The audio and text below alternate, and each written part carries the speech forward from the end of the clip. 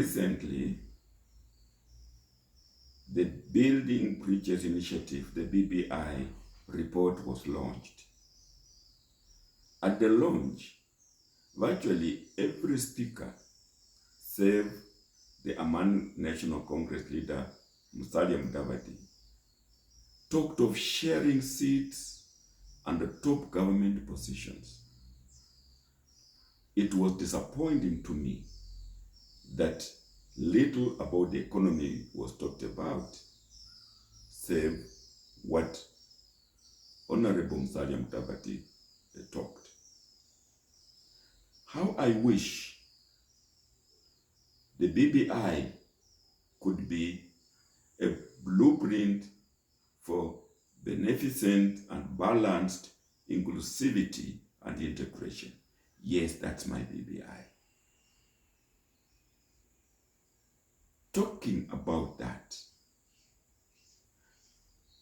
I say Kenya must challenge inequality to reduce poverty, to sustain economic growth, and to foster cohesion. Yes, it's an open secret. We are poor. The president himself wondered why Kenyans have no money in their pockets. Economic growth is not what we envisaged. It's not what the Vision 2030 planned. Social cohesion is at its lowest, if you ask me. So for me, inclusivity and integration can be achieved, if you want, best achieved by killing inequality and creating equity.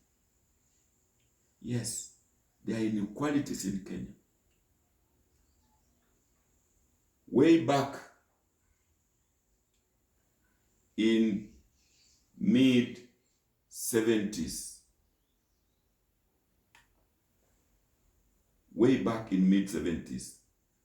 it is J.M. Kariuki who said Kenya has become a nation of 10 millionaires and 10 million beggars. 50 years of independence and having been governed by 3 strong men, Kenyans were still sleeping hungry. Today, 2019, we are told that we have 10,000 millionaires in Kenya. How many beggars? Calculate for yourself. We are how many people? 47, 49, and we have 10,000.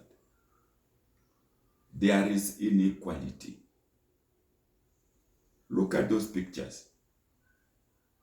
That is Kibera slums, the famous bedroom. And that's the affluent. Those inequalities are here with us. Look at this rural-urban inequality. Look at the road, that rural road. That pickup is transporting agricultural commodities. It can't move. It is transporting the first link, it's acting as the first link to the agricultural value chain. Food will not reach us in town. The affluent will import, will come by sea, by air. Look at the thicker highway. Contrast those inequalities. Look at our kids. They are those ones learning under a tree, disturbed by the animals moving around, probably even spreading diseases. And look at their counterparts, comfortable reading. Look at the computers, computer lab. These are inequalities. Look at them again. Those trekking to school kilometers on foot, and those riding on bicycles, or even taken by buses. These are inequalities. Look, there are people who can't afford a meal. Guess what they are eating in the world? Some are sleeping, waiting for death. On the contrast, people using cutlery to eat expensive foods, inexpensive hotels. These are inequalities. Look, this lady fetching water, stagnant water, rainwater, pond water, and the contrast, us in town enjoying tap water. These are inequalities. I could go on and on. Even counties. Look at that graph. Kenyan counties are unequal. They are differently endowed. Natural, not their own doing, but it's true. It's a reality. There's an equality. So now, allow me give a brief lecturette on equality and equity. By definition, equality is a state where everyone is at the same level. But equity is being just, being even-handed, and being impartial. Equality recognizes sameness and treats everyone as equal. But equity recognizes differences and counteract unequal individual opportunities. Equality ensures provision of the same things to everyone. But equity ensures people have what they need. Equality distributes evenly, but equity distributes fairly. For me, equality is a means to the end, and the end is equity. So my BBI should be that we move from equality to equity. Equality, equal opportunity, same support to all. What is the assumption? That everyone benefits from the same support. Look at education, primary, secondary education. We set the same exam to everybody, regardless of the status, the inequalities, the equalities.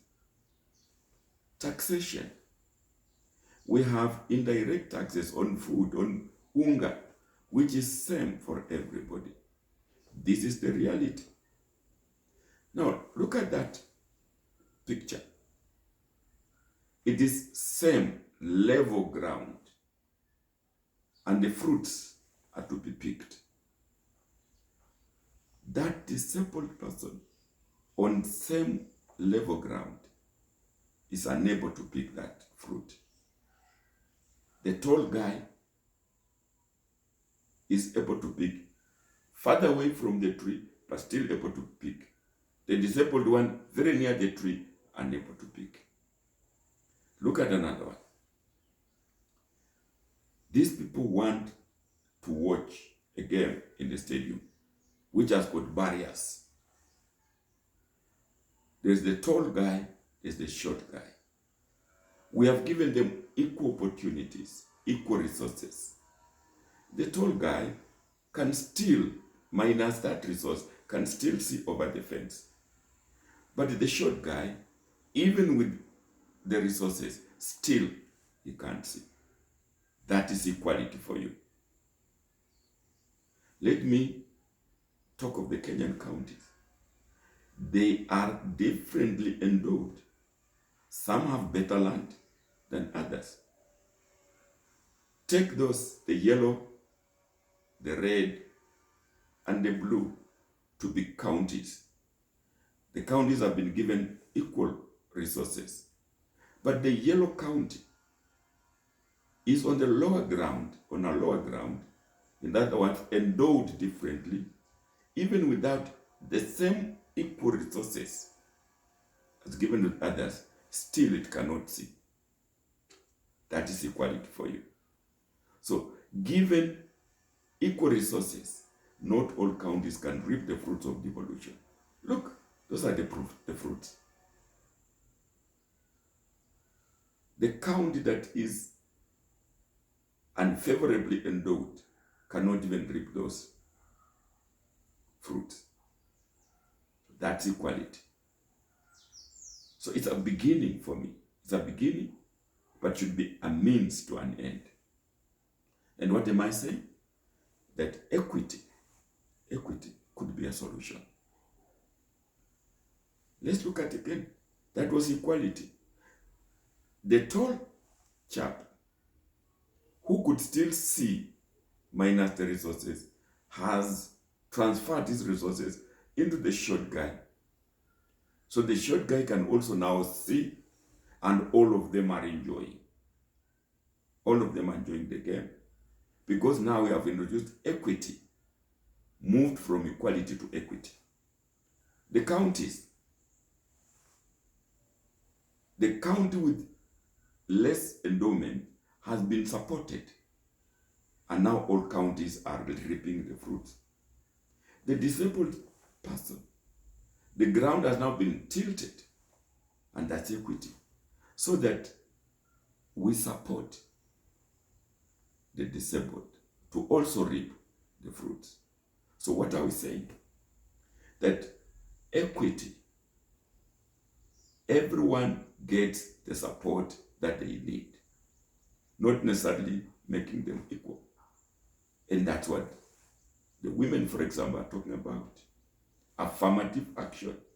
Let them get the support they need, because given the same level, however much you give them, equal to everybody else, still get disadvantaged. So we are saying that equality sounds fair, but equity is actually fair. You can say equality is giving everyone a shoe, but equity is giving everyone a shoe that fits. If you ask me, I would say people who grab, people who amass, people who corrupt, so that they have more resources, unfairly so, than others, belong behind the bars. I like that whistleblower thing. If you are corrupt and you are grabbing and amassing things, you do not belong to society. Alternatively, look again, that's equality. If we can generate abundant resources, then everyone can get what everyone requires and needs to overcome obstacles. So we can give as many resources as possible to everyone, even those who have. But you see, everybody's enjoying, but that's when we have resources. Can we generate the resources? Of course, we can. Alternatively, good political management can remove those obstacles so that there's no fence and we don't need those platforms to stand on to watch. Well, that calls for entrepreneurial leadership. Entrepreneurial leadership culture is required to cultivate and support a populace that leverages their creative potential to creating valued society. Entrepreneurship, education, and culture is required. Education should start right from the early stages, early childhood. The population should be also made aware about entrepreneurship. The curriculum-based or competence-based curriculum, to me, is in the right direction. But before we reach there, what can we immediately do? What should BBI do in matters equity? There are many avenues, but let me mention 5. 5 routes to equity. First, targeted action for the disadvantaged groups. Of course, it's there. We have them. They are in our constitution, but implementation is not. Yes, the disabled, for example, there's an act, but implementation is poor.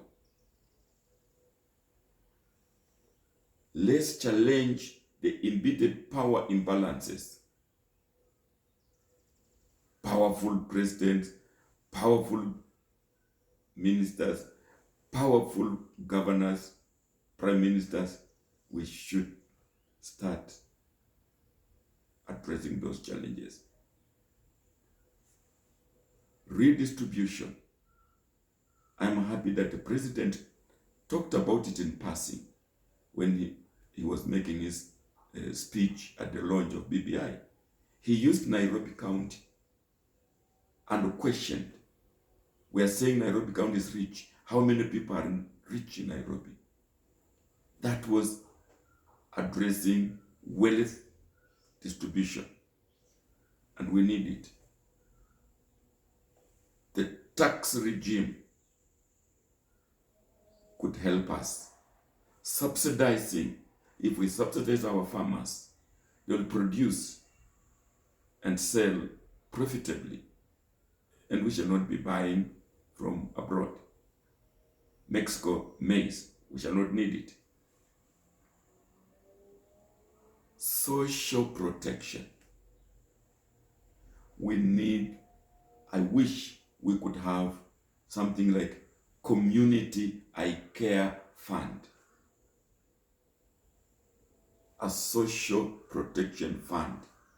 We have some practices, the elderly have something for them, but again, implementation is problematic. And finally, we need provision of universal public services, education, health, legal services. If the BBI can start by addressing this, I will be happy. And I will say this is a route to equity,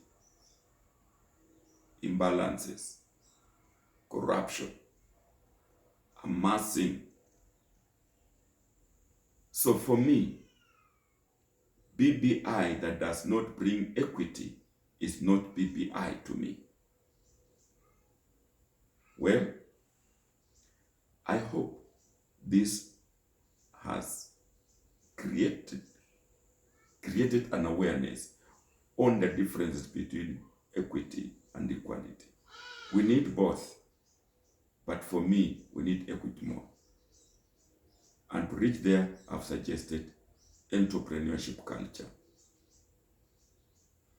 And I've applauded the competence-based curriculum. Well, suggest an entrepreneurial topic and let me attempt to cover it. Reach me on my email, hbuiz@jku@.ac.ke. Subscribe to my channel. Give me a thumbs up, like it. Thank you for listening. Thank you for watching.